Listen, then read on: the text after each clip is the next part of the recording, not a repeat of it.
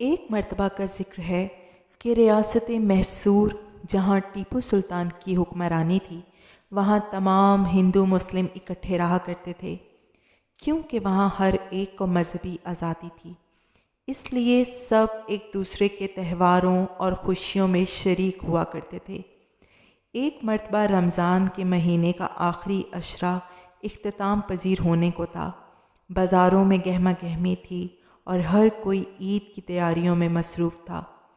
29 روزے مکمل ہو چکے تھے کہ اعلان ہوا عید کا چاند نظر آ گیا ہے، لہٰذا صبح عید ہوگی۔ یہ سنتے ہی ہر طرف خوشی کا سما تھا اور شہر کے بازاروں میں مزید رش بڑھ گیا تھا، جہاں مسلمانوں کے ساتھ ساتھ ہندو بھی اس آنے والے تہوار کی خوشی میں برابر کے شریک تھے۔ مندروں میں بھی گھنٹیاں بج اٹھی تھیں۔ شہر کے تمام ہندو اور مسلم گرم جوشی سے ایک دوسرے کو عید کی مبارکباد دیتے ہوئے آپس میں گلے مل رہے تھے۔ شاہی محل میں سب سے پہلے ٹیپو سلطان کو قاضی شہر نے عید کا چاند نظر آنے پر مبارکباد دی۔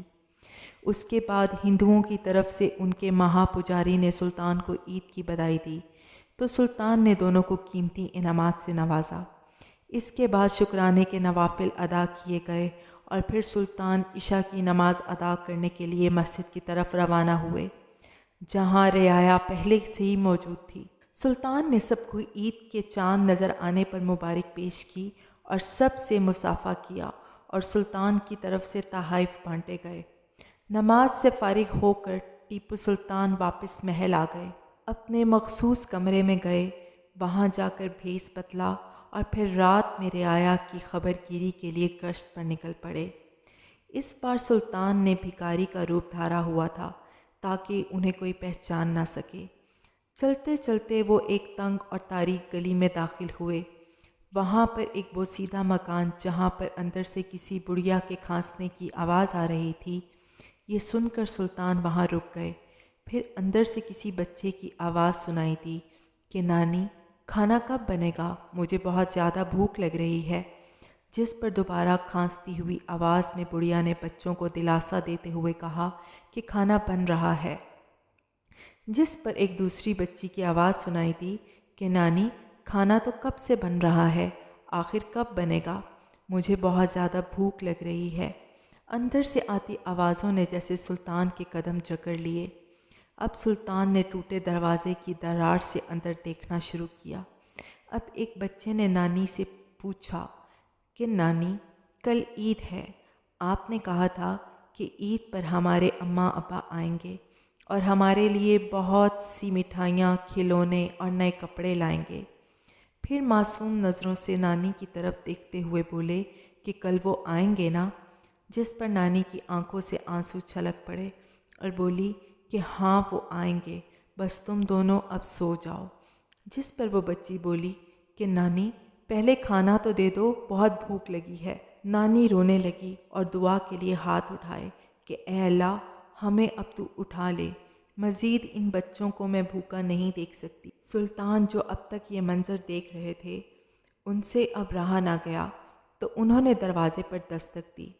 وہ بڑھیا اپنی جگہ سے اٹھی، دروازہ کھولا تو دیکھا ایک فقیر کھڑا تھا، جسے دیکھ کر وہ بڑھیا بولی کہ ہمارے پاس تمہیں دینے کو کچھ نہیں ہے، ہم نے تو خود 2 دن سے کچھ نہیں کھایا، تمہاری کیا مدد کریں گے؟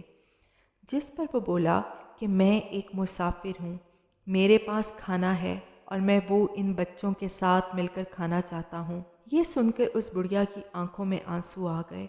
اس نے اس مسافر کا شکریہ ادا کرتے ہوئے اسے اندر آنے کی اجازت دی۔ اندر داخل ہوتے ہی سلطان کونے میں بیٹھ گئے اور رومال سے کچھ روٹیاں نکال کر بچوں کے سامنے رکھیں تو بچے فوراً روٹیوں پر جھپٹ پڑے۔ یہ منظر دیکھ کر سلطان کی آنکھوں میں آنسو آ گئے اور وہ خوش بھی تھے کہ بچوں نے پیٹ بھر کر کھانا کھا لیا۔ کھانے سے فارغ ہوتے ہی وہ بچے سونے کے لیے لیٹ گئے۔ تب سلطان نے اس بڑھیا سے ان بچوں کے ماں باپ کے بارے میں پوچھا تو جیسے اس بڑھیا کے صبر کا پیمانہ لبریز ہو گیا ہو، وہ دیر تک روتی رہی اور پھر بولی کہ ان بچوں کا باپ سپاہی تھا جو کہ جنگ میں شہید ہو گیا اور ان کی ماں وہ صدمہ برداشت نہ کر سکی اور اسی غم میں یہ دنیا چھوڑ کر چلی گئی۔ یہ دونوں بچے تب سے میرے پاس رہتے ہیں، میں محنت مزدوری کرتی ہوں، کبھی کام مل جاتا ہے تو گھر کا چولہا جلتا ہے اور جب نہ ملے تو فاقے کرنے پڑتے ہیں۔ آج بھی ایسے ہی ہوا۔ 2 دن سے میں بیمار تھی، اس لیے کام پہ نہ جا سکی اور یہ بچے بھوکے رہے، مگر آپ کو اللہ نے ہمارے لیے فرشتہ بنا کر بھیجا۔ یہ سب باتیں سن کر سلطان نے اس بڑھیا سے پوچھا کہ ان کا باپ سپاہی تھا تو کیا بیت المال سے کوئی وظیفہ نہیں لگا ان بچوں کے لیے؟ جس پر وہ بولی کہ غریبوں کو بھلا کون پوچھتا ہے بیٹا۔ وہ پھر سے بولے کہ تم نے ٹیپو سلطان کو اس بات کی اطلاع کیوں نہ دی؟ جس پر اس بڑھیا نے جواب دیا کہ بیٹا ہمیں ان تک کون پہنچنے دیتا ہے۔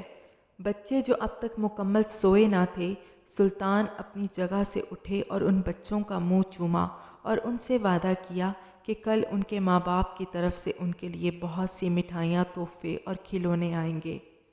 جسے سن کر وہ دونوں بچے خوشی سے اٹھے اور ٹیپو سلطان کے گلے لگ گئے اور بولے کہ کیا یہ سچ ہے؟ جس پر ان کی نانی نے بولا کہ اے مسافر، کیوں ہماری غربت کا مذاق بناتے ہو اور بچوں کو جھوٹی امید دلاتے ہو؟ جس پر سلطان بولے کہ اماں کیا خبر، کل کی صبح کیا دکھائے؟ یہ کہہ کر وہ اس گھر سے باہر نکلے اور محل لوٹ آئے۔ اگلے دن صبح عید کا سماں تھا۔ لوگ رنگ برنگے کپڑے پہنے عیدگاہ کی طرف جا رہے تھے۔ اسی دوران ٹیپو سلطان کی سواری محل سے نکلی۔ ان کے پیچھے ملکہ کی پالکی بھی تھی اور ساتھ ہی ساتھ شاہی ملازمین تھے جنہوں نے تحائف کے تھال اٹھا رکھے تھے۔ چلتے چلتے سلطان اس تنگ گلی میں داخل ہوئے اور اس بوسیدہ گھر کے سامنے جا رکے۔ سلطان اپنی سواری سے اترے تو ملکہ بھی پالکی سے باہر آ گئیں۔ اب وہ دونوں اس بوسیدہ گھر میں داخل ہوئے۔ کچھ دیر بعد سب نے دیکھا کہ سلطان اور ملکہ کے ساتھ 2 بچے بھی تھے جنہوں نے قیمتی شاہی لباس پہنا ہوا تھا، اور وہ خوشی میں چلا رہے تھے کہ نانی، رات میں اس مسافر نے سچ بولا تھا کہ صبح ہمارے ماں باپ کی طرف سے ہمارے لیے نئے کپڑے اور تحفے آئیں گے۔ نانی خوشی سے سلطان کو دعائیں دے رہی تھی۔ سلطان ان بچوں کے ساتھ عیدگاہ میں داخل ہوئے اور عید کی نماز سے فارغ ہو کر ٹیپو سلطان نے اعلان کروایا کہ آج کے بعد تمام بیواؤں اور یتیموں کی کفالت بیت المال سے کی جائے گی۔